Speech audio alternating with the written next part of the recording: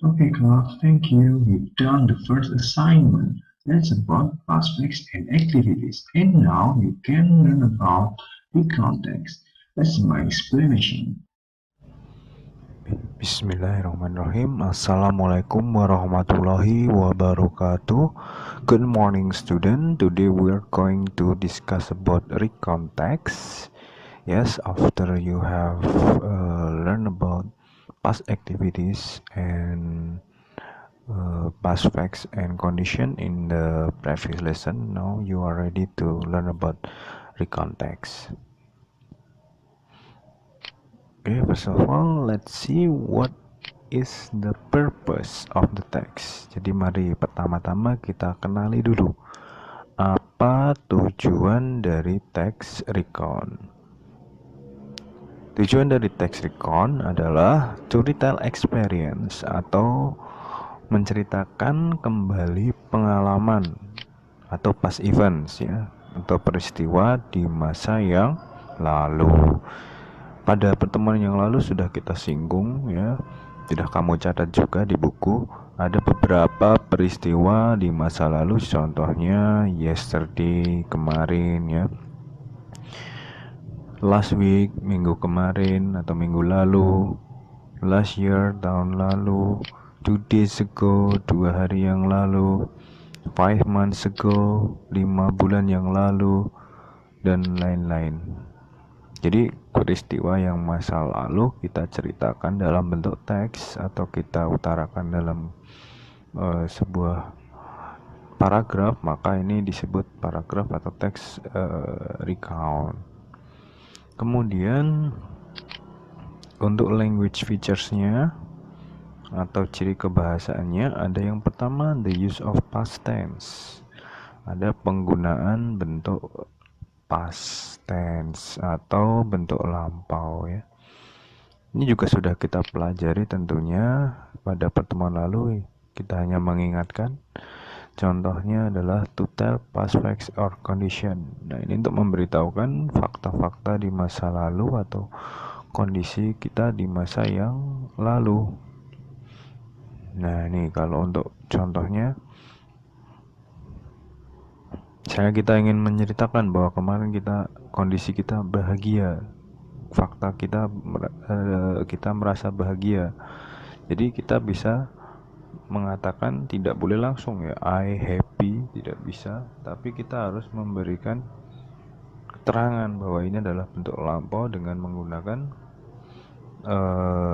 was atau were. Karena kita menceritakan satu orang, maka diri sendiri ya, maka kita menggunakan kata was. Jadi I was so happy yesterday. Atau kita menceritakan orang lain juga jumlahnya satu, kita juga akan menggunakan was. Contohnya, last year Anita was a second grader. Tahun lalu Anita masih kelas 2. Nah, jika yang kita ceritakan lebih dari satu, kita akan menggunakan were. They were upset 2 days ago. Mereka merasa sedih 2 hari yang lalu. Nah, ini adalah untuk yang bentuk pertama. Kemudian yang kedua, untuk menyatakan aktivitas di masa lalu, maka kita akan menggunakan kata kerja dua. Ini juga sudah kita bahas di kelas, jadi hanya mengingatkan kembali. Langsung aja kita beri contohnya. Indah went to school by bus this morning. Indah berangkat sekolah pagi ini. Atau pagi tadi Indah berangkat sekolah naik bus ya. Rina and Sinta studied hard in their house last night. Rina dan Sinta belajar giat di rumahnya tadi malam, di rumah mereka tadi malam. Jadi ini tidak ada penggunaan was atau were karena ada penggunaan kata kerja dua. Jadi di sini seperti kata when atau kata studied, sudah ada kata kerja, tidak ada penggunaan be. Berikutnya, ciri kebahasan yang kedua adalah penggunaan adverb atau keterangan yang menunjukkan urutan ya, sequence adverb. Contohnya kita bisa menggunakan ordinal number seperti first, second, third. Artinya adalah first pertama, second kedua, third ketiga, mungkin ada fourth keempat. Nah, jadi di dalam menceritakan pengalaman kita harus membuat secara urut. Misalkan kita punya 3 hari liburan di Bali, maka yang kita ceritakan adalah mulai dari hari pertama, hari kedua, dan hari ketiga. Harus urut, nggak boleh hari ketiga dulu baru ke pertama, baru ketiga, atau kedua lagi. Nah kan nggak boleh, jadi harus urut. Atau menggunakan sequence verb seperti next, after, before, after that, then, last, etc. dan lain-lain. Atau juga keterangan seperti ini ya, seperti next, selanjutnya, after, sebelum, before, after, sesudah, before, sebelum, ya, after that, setelah itu, then, kemudian, last, yang terakhir. Nah, jadi ini adalah menunjukkan urutan, keterangan yang menunjukkan urutan. Nah, kemudian untuk struktur teksnya bagaimana? Kita lihat contoh teksnya ada ini, holiday in Sentolo Beach, liburan di pantai Sentolo. Maka ini ada sebuah teks recount karena menceritakan pengalaman di waktu liburan ya. Yang pertama ini ada title ya, judul. Jadi holiday in Sentolo Beach ini judulnya. Kemudian bagian kedua ada orientation. Orientation ini pengenalannya ya. Jadi ini ada siapa saja tokohnya, kapan terjadinya, 5W1H pokoknya ya. Kapan, di mana, siapa. Nah ini. Kemudian yang berikutnya ada events, past events. Jadi di sini ada peristiwanya. Oh ini liburan di pantai Sentolo, itu prosesnya bagaimana? Jadi ini dimulai dari pertama kali tiba, the way to Sentolo Beach was quite good and the view was really beautiful.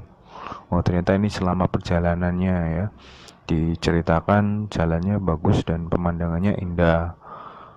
Kemudian di paragraf berikutnya, after we arrive, setelah kita tiba, setelah sampai di pantai, nah ini ternyata pantainya beramai. Nah, jadi ini peristiwa setelah pada paragraf 2 ini.